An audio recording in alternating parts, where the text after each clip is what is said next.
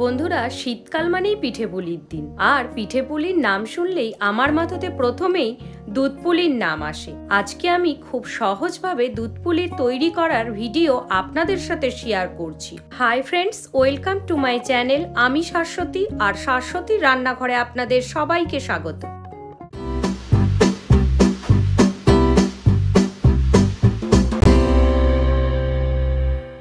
এই পিঠে পুলি বানানোর জন্য প্রথমেই আমি 500 গ্রাম সিদ্ধ চালের গুঁড়ি নিয়েছি। এবার পরিমাণ মতো লবণ দিয়ে একটু মাখিয়ে নিলাম। এই গুঁড়ি আমি দোকান থেকে কিনে এনেছি। এটা চাইলে আপনারা বাড়িতেও তৈরি করতে পারেন। এই গুঁড়ি মাখবার জন্য হাত ছোঁয়া গরম জল ব্যবহার করতে হবে। এবার অল্প অল্প করে জল দিয়ে ভালো করে মেখে নেব। একবারে জল ঢেলে দেবেন না, তাতে অসুবিধা হতে পারে।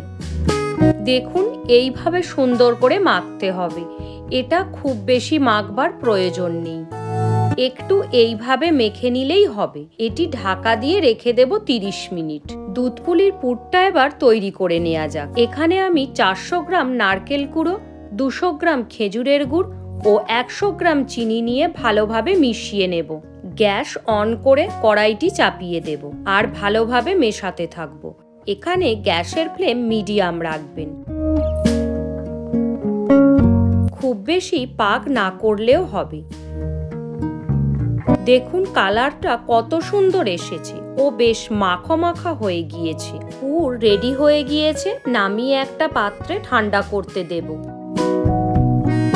এইভাবে ছোট ছোট লেচি কেটে নিচ্ছি। তাকে ভালোভাবে শেপ দিয়ে নেব।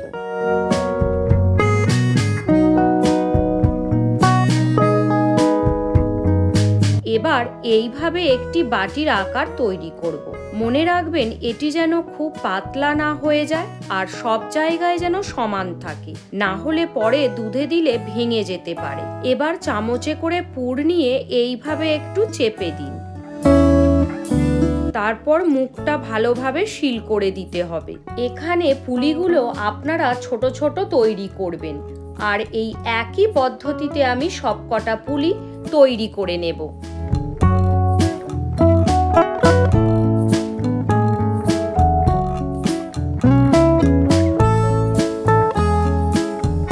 এবার কড়াই চাপিয়ে তাতে 1.5 লিটার দুধ দিলাম। দুধ ভালো করে ফুটিয়ে নেব। দেখুন দুধ ফুটতে শুরু করেছে। এবার একটা একটা করে পুলি দুধে দিয়ে দেব।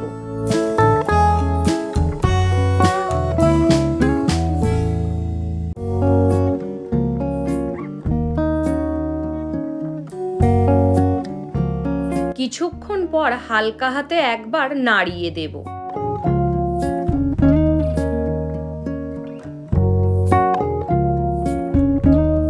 এবার 8 মিনিট পর এতে চিনি অ্যাড করলাম, সাথে এলাচ দিলাম। কিছুক্ষণ ফুটিয়ে নিতে হবে।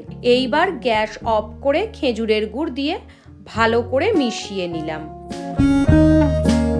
দেখুন বন্ধুরা, যেহেতু দুধ পুলি ঠান্ডা হলে গাঢ় হয়ে যায়, তাই নামানোর সময় এই রকম তরল অবস্থাতে নামাতে হবে।